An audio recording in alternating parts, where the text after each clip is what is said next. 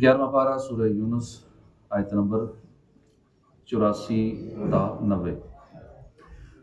اعوذ باللہ من الشیطان الرجیم، بسم اللہ الرحمن الرحیم۔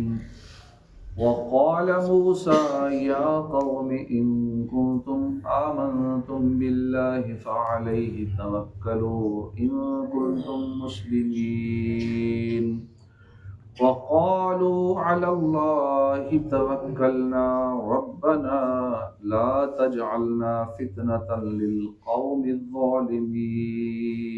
اللہ کے نام سے شروع، جنہیں مہربان رحمت والا۔ وقال موسیٰ، اور موسیٰ نے فرمایا، یا قوم، اے میری قوم، ان کنتم آمنتم باللہ، اگر تم اللہ پر ایمان لائے ہو، فعلیہ توکلوا، تو اسی پر بھروسہ رکھو، ان کنتم مسلمین، اگر تم مسلمان ہو۔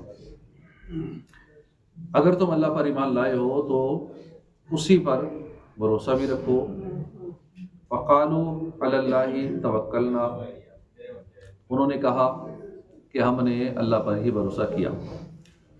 ربنا لا تجعلنا، اے ہمارے رب تو ہمیں آزمائش میں نہ بنا، فتنتاً آزمائش، للقوم الظالمین، ظالم لوگوں کے لیے، ونجنا برحمتک من القوم الکافرین، اور ہمیں نجات دے، ونجنا، اور ہمیں نجات دے، برحمتک، اپنی رحمت سے، من القوم الکافرین، کافروں کی قوم سے، وأوحینا، اور ہم نے وحی کی، الی موسیٰ وأخیہ، موسیٰ اور ان کے اخی، ان کے بھائی کی طرف، ان تبوأ لقومکما بمصر، کہ تم دونوں اپنی قوم کے لیے مصر میں بناؤ، کیا بناؤ؟ بیوتم، مکانات بناؤ، وجعلوا بیوتکم قبلۃ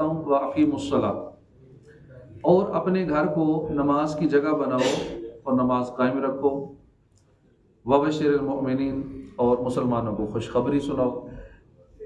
وقال موسیٰ، موسیٰ نے کہا، موسیٰ نے عرض کی، ربنا، اے ہمارے رب، انک، بے شک تو نے، آتیت فرعون و ملائہ، بے شک تو نے دیا فرعون اور اس کے سرداروں کو، زینتم و اموالا فی الحیات الدنیا، دنیا کی زندگی میں مال اور زینت کا سامان، اے ہمارے رب، فرعون کو اور ان کے سرداروں کو تو نے دیا۔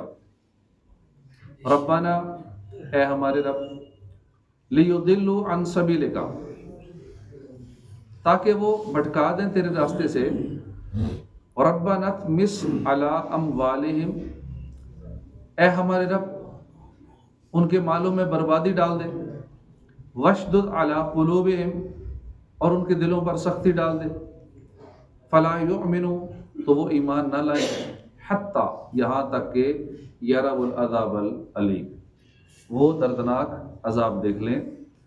قال، فرمایا، قد اجیبت دعوتکما، بے شک تم دونوں کی دعا قبول کر لی گئی، فاستقیما، بس تم ثابت قدم رہو، استقامت پر رہو، ولا تتبعان سبیل الذین لا یعلمون، اور ہرگز پیروی نہ کرنا ان لوگوں کے راستے کی جو لا یعلمون، جو علم نہیں رکھتے۔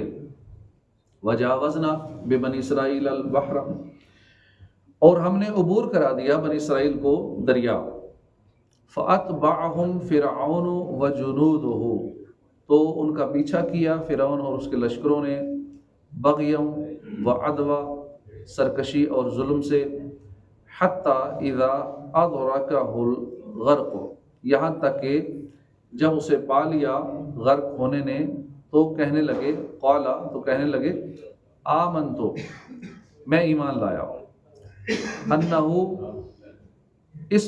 اس بات پر کہ وہ، لا الہ الا الذی آمنت بہ، نہیں کوئی معبود مگر وہ جو ایمان لائے اس پر، بنی اسرائیل وَأَنَا مِنَ الْمُسْلِمِينَ، اور میں مسلمانوں سے ہوں۔ ترجمہ کنز العرفان۔ اور موسیٰ نے کہا اے میری قوم، اگر تم اللہ پر ایمان لائے ہو، اگر تم مسلمان ہو تو اسی پر بھروسہ کرو۔ انہوں نے کہا ہم نے اللہ ہی پر بھروسہ کیا۔ اے ہمارے رب، ہمیں ظالم لوگوں کے لیے آزمائش نہ بنا، اور اپنی رحمت فرما کر ہمیں کافروں سے نجات دے۔ حضرت موسیٰ علیہ السلام نے اپنی قوم سے فرمایا اگر تم اللہ تعالیٰ پر ایمان لائے ہو تو اسی پر بھروسہ کرو، وہ اپنے فرما برداروں کی مدد کرتا ہے، دشمنوں کو ہلاک فرماتا ہے۔ اس آیت سے ثابت ہوا کہ اللہ پر بھروسہ کرنا یہ کمال ایمان کا تقاضا ہے۔ فقالو، انہوں نے کہا، حضرت موسیٰ علیہ السلام کی قوم نے جواب دیتے ہوئے عرض کی ہم نے اللہ ہی پر بھروسہ کیا، اس کے علاوہ اور کسی پر بھروسہ نہیں کرتے۔ اور پھر اپنے رب سے دعا کرتے ہوئے عرض گزار ہوئے اے ہمارے رب، ہمیں ظالم لوگوں کے لیے آزمائش نہ بنا، یعنی انہیں ہم پر غالب نہ کر، اور ان کے گناہوں کی وجہ سے ہمیں ہلاک نہ فرما، تاکہ وہ یہ گمان نہ کریں کہ وہ حق پر ہیں اور یوں سرکشی اور کفر میں بڑھ جائیں، اور اپنی رحمت فرما کر ہمیں قوم فرعون کے کافروں کے قبضے سے نجات دے اور ان کے ظلم و ستم سے بچا۔ وَأَوْحَيْنَا إِلَىٰ مُوسَىٰ وَأَخِيهِ، اور ہم نے موسیٰ اور اس کے بھائی کو وحی بھیجی کہ مصر میں اپنی قوم کے لیے مکانات بناؤ اور اپنے گھروں کو نماز کی جگہ بناؤ اور نماز قائم رکھو اور مسلمانوں کو خوشخبری سنو۔ حضرت موسیٰ اور حضرت ہارون علیہ السلام کا قبلہ کعبہ شریف تھا، اور ابتدا میں بنی اسرائیل کو یہی حکم تھا کہ وہ گھروں میں چھپ کر نماز پڑھیں تاکہ وہ فرعونیوں کے شر سے، فرعونیوں کی ایذا سے محفوظ رہیں۔ اس آیت سے 5 باتیں معلوم ہوئی۔ گھر بنانا بھی سنت انبیاء ہے، لیکن شرط یہ ہے کہ وہ فخر کے لیے نہ ہو، تکبر کے طور پہ نہ ہو، ضرورت پوری کرنے کے لیے ہو۔ ہمارے ہاں گھر بنائے جاتے ہیں کہ اس سے بہتر ہو، محلے میں فلاں کا ایسا ہے تو میرا اس سے یونیک ہو، الگ ہو، بڑا ہو، کچھ زیادہ خوبصورت ہو۔ کئی تو مقابلہ کرتے ہیں نا، فلاں نے 1 کروڑ لگایا تو میں نے 1.5 کروڑ لگانا ہے، اس نے 1.5 لگا میں نے 2 لگانا ہے۔ یوں مقابلے ہوتے ہیں کہ میں نے اس سے زیادہ لگانا ہے تاکہ لوگوں کو پتہ چلے کہ اس نے زیادہ خرچہ کیا ہے گھر پہ۔ تو غرور، تکبر کے لیے، فخر کے لیے نہ ہو، ضرورت کے لیے گھر ہو، تو یہ سنت انبیاء ہے۔ رہنے سہنے کے گھروں میں گھریلو مسجد بنانا، جس کو مسجد بیت کہتے ہیں، جہاں پہ خواتین اعتکاف کر سکتی ہیں، یہ قدیم طریقہ ہے۔ لہٰذا یہ ہونا چاہیے کہ مسلمان اپنے گھر کا کوئی حصہ نماز کے لیے الگ کر لیں، اس کو صاف ستھرا رکھیں اور اس میں خواتین اعتکاف کیا کریں۔ خوف کے وقت چھپ کر گھروں میں نماز پڑھنا جائز ہے، کیونکہ بنی اسرائیل اس زمانے میں ایسے ہی نماز پڑھتے تھے۔ مصیبت کے وقت اچھی خبریں سنانی چاہیے تاکہ لوگوں کا حوصلہ بڑھے اور مایوسی دور ہو۔ جب بھی کوئی مصیبت، پریشانی، جنگ کی کیفیت بن جائے تو اس ٹائم ایک دوسرے کے حوصلے توڑنے کی بجائے ایک دوسرے کی ہمت بنانی چاہیے، حوصلہ افزائی کرنی چاہیے، کیونکہ ٹینشن تو پہلے ہی بنی ہوتی ہے، وہ مصیبت آئی ہوتی ہے، کوئی پریشانی آئی ہوتی ہے، ملکی سطح کی ہو یا انٹرنیشنل لیول کی ہو، اس میں پریشان تو لوگ ویسے ہی ہیں، خبریں سن سن کے ڈپریشن کا شکار ہو جاتے ہیں، تو اس میں مزید ان کو ٹینشن میں ڈالیں گے تو پھر وہ مسئلہ خراب ہوگا۔ اس میں ایک دوسرے کا حوصلہ بڑھانا چاہیے۔ حضرت موسیٰ علیہ السلام کے دین میں نماز فرض تھی۔ اس وقت زکوٰۃ کا حکم اس لیے نہ دیا گیا کہ بنی اسرائیل غریب اور مساکین تھے، جب ان کے پاس مال آیا تو پھر ان پر مال کا 1/4 حصہ زکوٰۃ نکالنی فرض ہوئی۔ وقال موسیٰ، اور موسیٰ نے عرض کی ربنا، اے ہمارے رب، تو نے فرعون اور اس کے سرداروں کو دنیا کی زندگی میں آرائش اور مال دے دیا، اے ہمارے رب، تاکہ وہ تیرے راستے سے بھٹکا دیں۔ اے ہمارے رب، ان کے مال برباد کر دے اور ان کے دلوں کو سخت کر دے تاکہ وہ ایمان نہ لائیں جب تک دردناک عذاب نہ دیکھ لیں۔ حضرت موسیٰ علیہ السلام کے عظیم معجزات دکھانے کے باوجود فرعونی اپنے کفر و عناد پر قائم رہے تو حضرت موسیٰ علیہ السلام نے ان کے خلاف دعا فرمائی، اے ہمارے رب، تو نے فرعون اور ان کے سرداروں کو دنیا کی زندگی میں آرائش، عمدہ لباس، نفیس فرش، قیمتی زیور اور طرح طرح کے سامان دیے، جس کا نتیجہ یہ ہوا کہ مال و دولت کے ذریعے لوگوں کو تیرے راستے سے بھٹکانے لگے۔ اے ہمارے رب ان کے مال برباد کر دے، کیونکہ وہ تیری نعمتوں پر بجائے شکر کے جری ہو کر معصیت کرتے ہیں۔ حضرت موسیٰ علیہ السلام کی یہ دعا قبول ہوئی اور فرعونیوں کے درم و دینار وغیرہ یہ پتھر ہو کر رہ گئے، اور یہ ان 9 نشانیوں میں سے ایک ہے جو حضرت موسیٰ علیہ السلام کو دی گئی کہ جتنا ان کا مال و دولت تھا وہ سارا پتھر بن گیا۔ وَاشْدُدْ عَلَىٰ قُلُوبِهِمْ، اور ان کے دلوں کو سخت کر دے۔ جب حضرت موسیٰ علیہ السلام ان لوگوں کے ایمان لانے سے مایوس ہو گئے، تب آپ نے ان کے لیے یہ دعا کی، اور ایسا ہی ہوا کہ وہ غرق ہونے کے وقت تک ایمان نہ لائے۔ اس آیت سے 2 چیزیں معلوم ہوئی۔ مال عام طور پر غفلت کا سبب بنتا ہے، اس لیے مالدار کو اپنے محاسبے کی زیادہ ضرورت ہے کہ کہیں اس مال نے اسے غافل تو نہیں کر دیا۔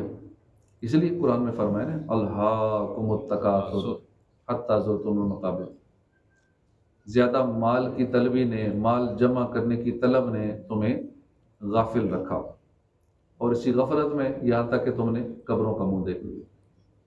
اور ایسے ہی ہوتا ہے، جب مال زیادہ آ جاتا ہے تو زیادہ تر کی کیفیت یہ ہوتی ہے کہ وہ غافل ہو جاتے ہیں۔ جو پہلے نیک عمل کرتے تھے اس سے دور ہو جاتے ہیں، اپنے رب سے دور ہو جاتے ہیں، اور پھر اچانک موت آ جاتی ہے، پھر حتی زرتم المقابر۔ اور فرمایا وَاعْلَمُوا أَنَّمَا أَمْوَالُكُمْ وَأَوْلَادُكُمْ فِتْنَةٌ، اور جان لو کہ تمہارے مال اور تمہاری اولاد ایک امتحان ہے، اور یہ کہ اللہ کے پاس بڑا ثواب ہے۔ دوسری بات یہ معلوم ہوئی کہ دل کی سختی بڑا عذاب ہے۔ اچھا، مال اور اولاد امتحان ہے، لیکن لوگ مانگ مانگ کے لیتے ہیں۔ مال بھی نہ ہو تو دن رات کوشش بھی کرتے ہیں، مانگتے بھی ہیں، یہ بھول جاتے ہیں کہ ہو سکتا ہے آ ہی جائے۔ ہم دعا مانگ رہے ہیں کہ اللہ ماہانہ 1 کروڑ دے دے، 1 ارب ماہانہ دے دے، اور وہ بھی پیسے انکم دے دے کہ مجھے کچھ کرنا بھی نہ پڑے، بس بیٹھے بیٹھے آ جائے کرے۔ اور آتا ہے لوگوں کو، بس بینک میں پیسے آتے رہتے ہیں، ڈالر آتے رہتے ہیں، وہ خالی چیک کرنا ہوتا ہے کتنے آ گئے۔ جائز طریقے والے، جائز بھی ناجائز بھی بہت سارے ہیں، اور جائز بھی ہیں ایسے طریقے، پیسے انکم اسے کہتے ہیں نا، پیسے انکم کے بہت سارے ذرائع ہیں۔ تو دعا تو کرتے ہیں لوگ کہ اللہ آ جائے آ جائے، پیسے انکم آ جائے، بغیر کچھ کیے آ جائے، لیکن ساتھ یہ بھی ذہن میں رکھنا چاہیے آ تو جائے گی، شاید ماہانہ 1 کروڑ بھی آ جائے گا، 1 ارب بھی آ سکتا ہے، اور بیٹھے بٹھائی بھی آ سکتا ہے۔ تو کہیں یہ آنا مجھے غافل نہ کر دے، یہ ذہن میں رکھیں، کیونکہ مال غافل بھی کر دیتا ہے، اور یہ آزمائش بھی ہے۔ آزمائش کا ذہن میں رکھتے ہوئے یہ بات کریں۔ اور اس طرح اولاد کے لیے، اولاد نہیں ہے، اتنا پریشان ہوں گے، اتنی ٹینشن میں ہوں گے، ساری نعمتیں ہوں گی، ساری سہولتیں ہوں گی، بس ایک ہی ٹینشن لگی، اولاد نہیں ہو رہی، اولاد نہیں ہو رہی۔ یہ ہو سکتا ہے اسی میں بہتری ہو۔ کتنے انبیاء کرام ایسے تھے جن کی اولاد نہیں تھی، کتنے دنیا میں اللہ والے جن کی اولاد نہیں تھی۔ بعض اوقات اولاد نہ دینا بندے کے حق میں وہ فائدہ مند ہوتا ہے۔ اللہ بہتر جانتا ہے نا کہ میں اپنے پیارے بندے کو میں تکلیف سے بچاؤں۔ اگر اولاد دے دی تو اولاد اس کے لیے فتنہ بن جائے گی، اولاد اس کو ساری زندگی تنگ کرتی رہے گی، کیونکہ جو اولاد کی طرف سے سزا ہوتی ہے نا بڑی سخت ہوتی ہے۔ بعض اوقات بندہ ہر طرف سے سہولتوں میں ہوتا ہے، خوش ہوتا ہے، لیکن جب اولاد تنگ کرتی ہے، ستاتی ہے، تو پھر جو ہر وقت کی تکلیف ہوتی ہے، پھر 24 گھنٹے کی تکلیف ہے کہ جن بچوں کو ہم نے اتنی مشکل سے پالا، ان کے لیے اتنا کچھ کیا، ساری زندگی گال دی، کمائی کرتے رہے، اور یہی بچہ اپنے ماں باپ کو آنکھیں دکھا رہا ہے، ماں باپ کی باتیں نہیں مان رہا، دل آزاری کر رہا ہے، یہاں تک کہ بد نصیب آج کل کے دور میں وہ گالیاں بھی دیتے ہیں، مارتے بھی ہیں، یعنی تنگ کرتے ہیں، اور یہ بڑی سخت سزا ہوتی ہے جو اولاد کی طرف سے ہر وقت گھر سے ملتی رہتی ہے۔ باہر بندہ بڑا فن خان ہوگا، گھر میں بچوں نے وقت ڈالا ہوگا، اور ہر وقت کی ٹینشن میں والدین کتنے بیمار ہو جاتے ہیں بیچارے۔ تو اولاد فتنہ ہے، مال فتنہ ہے۔ جب قرآن نے فرما دیا کہ فَاعْلَمُوا أَنَّمَا أَمْوَالُكُمْ وَأَوْلَادُكُمْ فِتْنَةٌ، جان لو کہ تمہارے مال اور تمہاری اولاد ایک امتحان ہے، اور یہ کہ اللہ کے پاس بڑا ثواب ہے۔ تو دوسری بات یہ پتہ چلی کہ دل کی سختی یہ بڑا عذاب ہے۔ دل کا سخت ہو جانا کہ بندہ نیکیوں کی طرف نہیں آ رہا، آنسو نہیں نکل رہے، خوف خدا کی باتیں سن رہا ہے، قبر کی بات سن رہا ہے، آخرت کی بات ہو رہی ہے آنسو نہیں نکل رہے، اکیلے بھی بڑی ٹرائیاں کر رہے ہیں رونے کی، آنسو نہیں نکل رہے، تو سمجھ لے کہ میرے کو بڑا ہی عذاب آ گیا، اللہ تعالیٰ نے میرا دل سخت کر دیا، میرے گناہوں کی وجہ سے میرے دل پہ زنگ چڑھ گیا۔ اور یہ دل کی سختی بڑی خطرناک ہے کہ دل پہ نصیحت اثر نہیں کرتی۔ دل کی سختی کا معنی ہے کہ نصیحت دل پر اثر نہ کرے، گناہوں سے رغبت ہو اور گناہ کرنے پر کوئی پشیمانی نہ ہو، گناہ کر رہا ہے کوئی ٹینشن نہیں ہے، بالکل نارمل اسے لگتا ہے، تو گناہ پہ کوئی اسے پشیمانی نہیں ہے، توبہ کی طرف کوئی توجہ نہیں ہے۔ حضرت عبداللہ بن عمر رضی اللہ عنہ سے روایت ہے، نبی کریم صلی اللہ علیہ وسلم نے فرمایا اللہ تعالیٰ کے ذکر کے سوا زیادہ گفتگو نہ کرو، کیونکہ اللہ تعالیٰ کے ذکر کے بغیر زیادہ کلام کرنا یہ دل کی سختی کا باعث ہے۔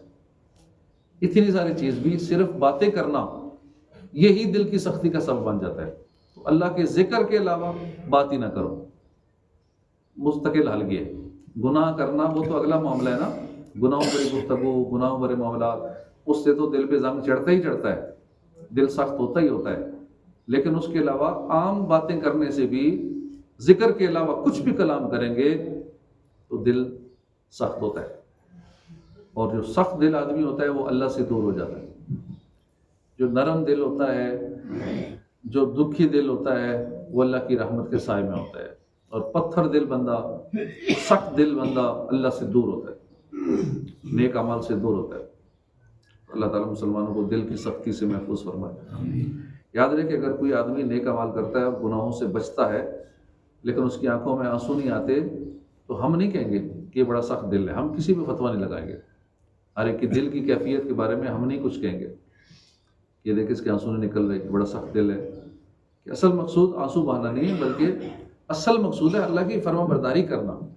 اب ایک بندہ ہے، اسے ٹھیک ہے وقتی طور پہ قبر کی باتیں سن کے، حشر کی باتیں سن کے آنسو تو نکل آئے، اور تھوڑی دیر بعد پھر وہی گناہ کر رہا ہے، تو پھر ایسے آنسو بہانے پہ غور کر لے تو کیسے آنسو ہیں؟ یہ تو پھر مگر مچھ کے آنسو ہو گئے کہ تھوڑی دیر پہلے اللہ کے خوف سے رو رہا تھا اور پھر اللہ کی نافرمانی کر رہا ہے، گھر میں میت ہو گئی خوب رو رہا ہے، ماں چلی گئی، باپ چلا گیا، قریبی چلا گیا، بھائی دنیا سے چلا گیا، رو رہا ہے، اور اسی دن کی نمازیں بھی ساتھ نہیں پڑھ رہا، پھر اللہ کی طرف نہیں آ رہا، تو کیا اس رونا، یہ تو پھر مگر مچھ کا رونا ہو گیا، یہ تو عجیب رونا ہے، کوئی اپنے فائدے کے لیے رو رہا ہے کہ مجھ سے جدائی ہو گئی ہے تو یاد آئے گی، تو اکٹھے رہتے تھے تو میرے لیے یہ کمائی کرتا تھا تو یہی کمائی کا ذریعہ تھا، تو اپنے رشتے پھر مقصد کے لیے رو رہا ہے۔ اگلے کا کیا درد ہے جو دنیا سے گیا ہے، اس کا فائدہ کیا سوچ رہا ہے؟ اگر اس سے محبت کرتا ہوتا تو دن رات اس کو ثواب پہنچاتا، دن رات نیکیاں کرتا، اپنے ماں باپ کو تکلیف نہ دیتا، کیونکہ اولاد جب نماز چھوڑے گی ماں باپ کو قبر میں اس کی پریشانی ہوتی، تکلیف ہوتی ہے، تو ماں باپ سے اگر محبت ہے کہ دنیا سے چلے گئے ہیں، بڑا ہی دکھ ہے نا، تو اتنا زیادہ پھر ثواب پہنچاؤ۔ اب تو ذکر و اذکار رکنا ہی نہیں چاہیے، زبان ہر وقت چلتی رہے اپنے ماں باپ کے ذکر کے ثواب کے لیے، اللہ کی راہ میں خوب صدقہ و خیرات کرے اپنے ماں باپ کی طرف سے، خود نمازوں کی پابندی کرے، گناہ نہ کرے، اپنے ماں باپ کو قبر میں تکلیف نہ پہنچائے، تو محبت تو یہ ہے نا۔ تو اس لیے جو بندہ روتا ہے، آنسو بہاتا ہے، لیکن نافرمانی پھر بھی نہیں چھوڑتا، تو وہ پھر ٹھیک نہیں ہوتا۔ اور ایک ہے جو آنسو نہیں بہا رہا لیکن اس کے دل میں خوف آ گیا ہے، کہتا ہے اب آئندہ رب کی نافرمانی نہیں کروں گا، اب نیکیوں میں زندگی گزاروں گا، تو وہ بندہ ٹھیک ہے۔ قال قد اجیبت دعوتکما فاستقیما، اللہ نے فرمایا کہ تم دونوں کی دعا قبول ہوئی، بس تم ثابت قدم رہو اور نادانوں کے راستے پر نہ چلنا۔ اس آیت میں دعا کی نسبت حضرت موسیٰ اور حضرت ہارون علیہ السلام دونوں کی طرف کی گئی، حالانکہ حضرت موسیٰ علیہ السلام دعا کرتے تھے اور حضرت ہارون آمین کہتے تھے۔ اس سے معلوم ہوا کہ آمین کہنے والا بھی دعا کرنے والوں میں شمار کیا جاتا ہے، کہ ایک بندہ دعا کرتا ہے اور باقی آمین کہتے ہیں، تو آمین کہنے والے بھی ایسے جیسے دعا کر رہے ہیں۔ یہ بھی ثابت ہوا کہ آمین دعا ہے، لہذا اس کے لیے اخفا ہی مناسب ہے۔ یاد رہے کہ حضرت موسیٰ علیہ السلام کی دعا اور اس کی مقبولیت کے درمیان 40 برس کا فاصلہ ہوا، اس لیے فرمایا گیا کہ ان لوگوں میں سے نہ ہونا جو قبولیت دعا میں دیر ہونے کی حکمتیں نہیں جانتے۔ اب اللہ کے نبی دعا کر رہے ہیں اور قبول کتنی ہوئی؟ 40 سال بعد قبول ہوئی ہے. تو دعا اگر دیر سے قبول ہو تو ہمیں پریشان نہیں ہونا چاہیے، جلدی نہیں مچانی چاہیے. میری دعا جلدی کیوں نہیں قبول ہو رہی، ہوتا ہی اللہ میری سن نہیں رہا، شکوہ شکایت شروع ہو جاتی ہے. بھائی حکمت ہوگی، اگر دعا قبول نہیں ہو رہی اس میں کوئی حکمت ہے. ہمارے مسئلے نہیں حل ہو رہے اللہ کی طرف سے تو اس میں حکمت ہوگی، اسی میں بہتری ہوگی کہ نہ حل ہو. اور بعض صورتوں میں ہماری دعائیں جلدی قبول ہو جاتی ہیں اور ہم سمجھتے ہیں میں بڑا نیک آدمی ہوں، میں بڑا پہنچا ہوں، میں جو بات کرتا ہوں اللہ قبول کر لیتا ہے. بھائی اس بات سے بھی ڈرنا چاہیے.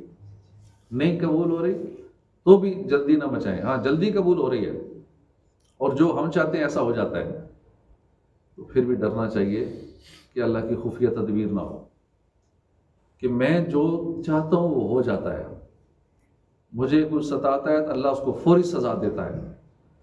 میں جو میرا دل کرتا ہے وہ ہو جاتا ہے. کئی لوگ اس پہ بہت پراؤڈ فیل کرتے ہیں. اس سے بھی ڈرنا چاہیے کہ کہیں ایسا نہ ہو کہ میں جو نیک عمل کر رہا ہوں مجھے دنیا میں اس کا اجر دیا جا رہا کہ اس بندے کی ہر خواہش پوری کر دو، جو یہ چاہتا ہے کر دو، اس کے لیے جو دعا مانگتا ہے اس کو دے دو. یعنی ہر کام اس کا ہو رہا ہے. اب بھی ڈرنا چاہیے اللہ کی خفیہ تدبیر سے کہ میری ہر خواہش ہی پوری ہو رہی ہے. جو میں اللہ سے کہتا ہوں میرا اللہ مانتا. بندہ کتنے پروڈی ہو جاتے ہیں، سمجھتے ہیں اور تو سارے کچھ بھی نہیں ہے، جتنا میں اللہ کے قریب ہوں دوسرا تو ہے ہی نہیں. اور لوگوں کو پھر بتاتے ہیں بڑے فخری انداز میں یہ چاہتا تھا ہو گیا، میں جو کہہ دوں ہو جاتا ہے، میں جو دعا کر دوں وہ ہو جاتا ہے، میں جس کو چھو کر دوں وہ ٹھیک ہو جاتا ہے، ایک دم کروں تو ہو جاتا ہے، تعویذ دے دوں جس کو اس کا کام ہو جاتا ہے، یہ ہو جاتا ہے. اس سے بھی ڈرو کہ میری ہر خواہش ہی پوری ہو رہی ہے، کہیں اللہ کی خفیہ تدبیر نہ ہو کہ اس بندے کو دنیا میں دے دو سارا اجر، آخرت کے لیے کچھ نہیں اس کے لیے. اس لیے قبولیت پہ بھی زیادہ خوش نہ ہو اور نہ قبول ہو تو بھی پریشان نہ ہو. بس اللہ آخرت میں اجر دے، ہر نیکی کا دنیا میں نہ دے. اگر دعا قبول ہونے کی صورت ملتا ہے نا تو پھر دنیا میں نہ ملے خیر ہے، ہاں آخرت میں نہ ملے تو بڑی ٹینشن کی بات ہے. کئی اللہ والے تو یہ بھی ان کا معمول تھا کہ کسی کو کچھ کر دیتے تھے دعا بھی نہیں لیتے تھے. بلکہ حضرت عائشہ صدیقہ رضی اللہ عنہ کے بارے میں بھی ایسا آتا ہے کہ آپ کسی کو اگر مدد کرتی کچھ دیتی تو اس سے یہ بھی نہیں کہتی تھی دعا کرنا. آپ کہتے تھے ایسا نہ ہو کہ یہ دعا کرنا ادلا بدلا ہو جائے. ہم نے کسی کی مدد کی، اب اجر تو آخرت میں چاہیے ہمیں، دنیا میں نہیں چاہیے. اگر ہم نے کہہ دیا کہ بس دعا کر دینا، ہم لوگ کرتے ہیں کوئی ہیلپ کرتا ہے تو اگلا کہتے ہیں میرے لائق کچھ مت، نہیں بس آپ خالی دعا ہی کر دینا، آپ کی دعا ہی چاہیے اور کچھ نہیں چاہیے. اس کا مطلب اگر اس نے دعا کر دی، آپ نے 1 کروڑ کی ہیلپ کی، اگر نے دعا دے دی اللہ یہ برکت دے، اللہ یہ کر دے، ٹھیک ہے دعا ہوگا ادلا بدلا برابر ہوگا. آخرت میں کھ نہیں بچا. تو چاہیے تو آخرت میں. دنیا میں بندہ تھوڑا سا منہ پہ خوشامد کر دے گا، تھوڑی سی دعا کر دے گا، ٹھیک ہے وہ دعا بھی کر دی، اس کی دعا قبول بھی ہو گئی. جو اس نے کہا اپنے مال میں اللہ برکت دے، مال ہی بہت زیادہ بڑھ گیا، اللہ آپ کو صحت دے، صحت ہی مل گئی، اللہ آپ کو یہ کرے، وہ بھی ہو گیا، تو ہو گیا، دنیا میں ہو گیا. آخرت کے لیے کیا بچا؟ تو ہمیں ہر کام میں نظر صرف ثواب آخرت کی رکھنی چاہیے کہ اللہ دنیا میں ملے نہ ملے اس کا مجھے نہیں چاہیے کہ دنیا میں مال زیادہ ہو جائے گا، دنیا میں یہ ملے گا وہ ملے گا. یا اللہ مجھے آخرت کا ثواب چاہیے. دنیا میں دینا نہ دینا یہ تیری مشیت پہ، دے دے تو تیری مہربانی ہے، نہیں بھی دے یا اللہ آخرت کے ثواب سے محروم نہ کرنا. تو ہر چیز کا اجر آخرت کی رکھا کرے. ہم دنیا میں ریوارڈ مانگتے ہیں، فلاں کی بڑی مدد کی تھی، مشکل کام آیا تو بات ہی نہیں مانتا، فلاں کو میں نے اتنی مالی امداد کی، سارا کچھ کیا، ووٹ تک نہیں دیا مجھے. بھائی اس لیے مدد کی تھی کہ تو زکوٰۃ اس لیے دیتے ہیں غربا کو کہ چلو اپنے حلقے میں سے اس کو زکوٰۃ دیں، پکا ووٹ تو پکا ہو جائے گا نا. اب کیا ووٹ کے بدلے زکوٰۃ اس کو دے رہے، غریب کو صدقات فطرانہ ووٹ کے بدلے دے رہے، آخرت کا اجر کہاں گیا؟ تو مدد ہی لوگ دنیا کے لیے کر رہے ہوتے ہیں کہ ذرا مشکل کام میں میرے کام آ جائے گا، کام کاج کر دے گا. ایسے کام کاج کہنا ہوتا ہے تو گھر کے کام کاج کرانے ہوتے ہیں. کئی غریبوں کی، کام والوں کی، کام والیوں کی مدد اس لیے کرتے ہیں تو جب بھی کام کے لیے بلاتے ہیں تو آ جاتا ہے، آ جاتی ہے، تو اس لیے ان کو ذرا دیں. تو ہم بھی اپنا فائدہ دیکھ رہے ہوتے ہیں. صرف ثواب آخرت پہ نظر ہو ہر معاملے میں، اللہ کی رضا پیش نظر ہو ہر معاملے میں. تو قبولیت دعا میں یہ ضروری نہیں کہ فوراً اس کا اثر ہو جائے، بلکہ حکمت الہی سے ایک عرصے تک اس میں تاخیر بھی ہو جاتی ہے.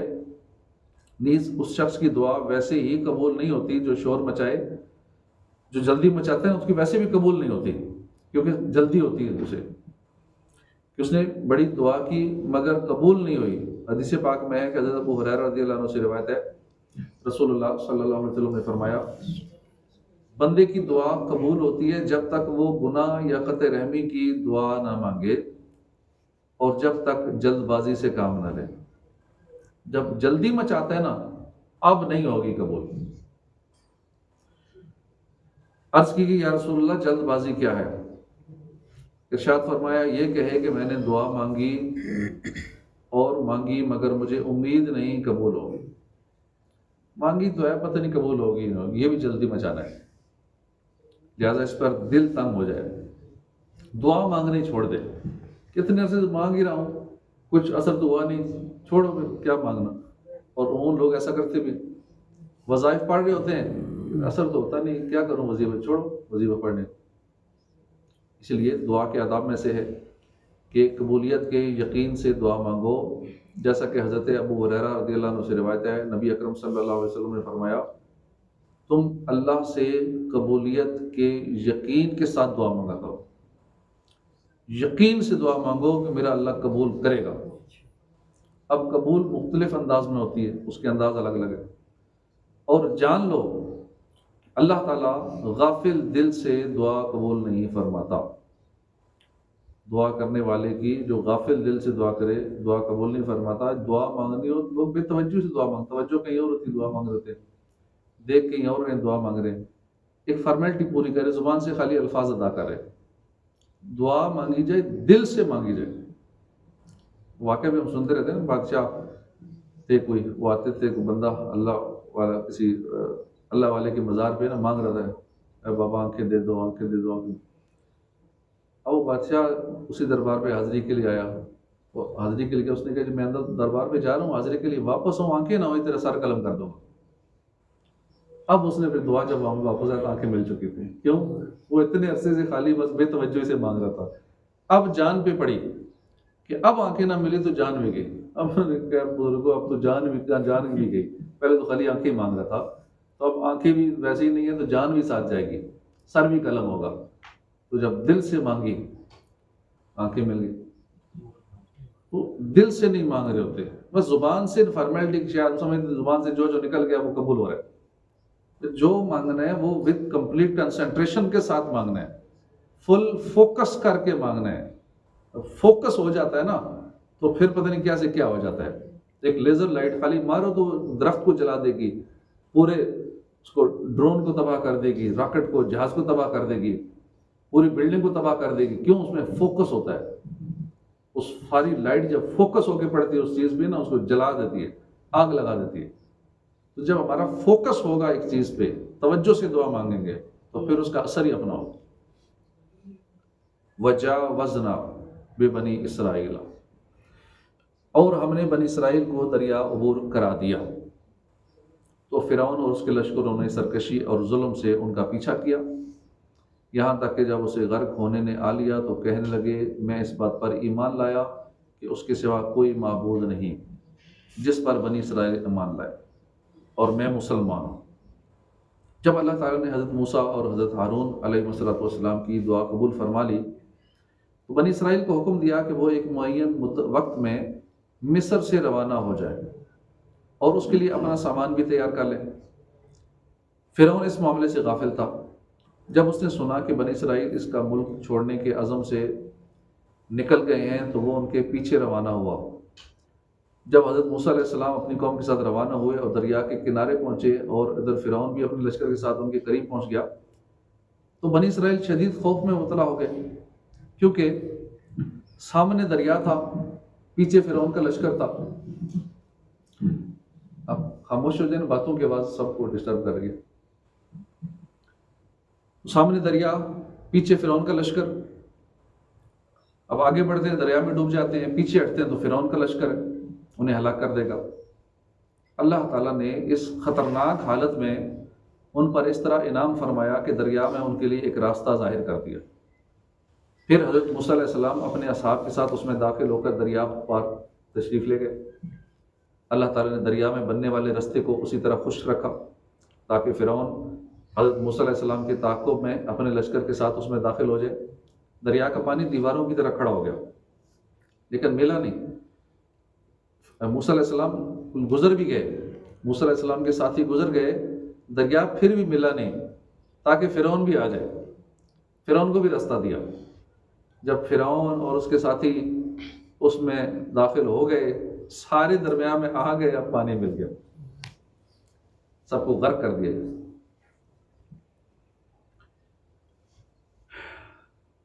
تو اللہ پاک نے اس وقت دریا میں پڑے ہوئے جو شگاف تھا، دیواریں تھے، ان کو ملا دیا، پورے لشکر سمیت ڈبو دی۔ جب فرعون ڈوبنے لگا تو اس امید پر اپنے اخلاص اور ایمان کا اظہار کرنے لگا کہ اللہ تعالیٰ اسے اس مصیبت سے نجات دے دے گا، لیکن اس وقت کا پھر ایمان قبول نہیں ہے۔ جو بندہ سب کچھ دیکھ لے آنکھوں سے، اس وقت ایمان لائے۔ اللہ پاک عمل کی توفیق عطا فرمائے، آمین بجاہ النبی الامین صلی اللہ علیہ وآلہ وسلم۔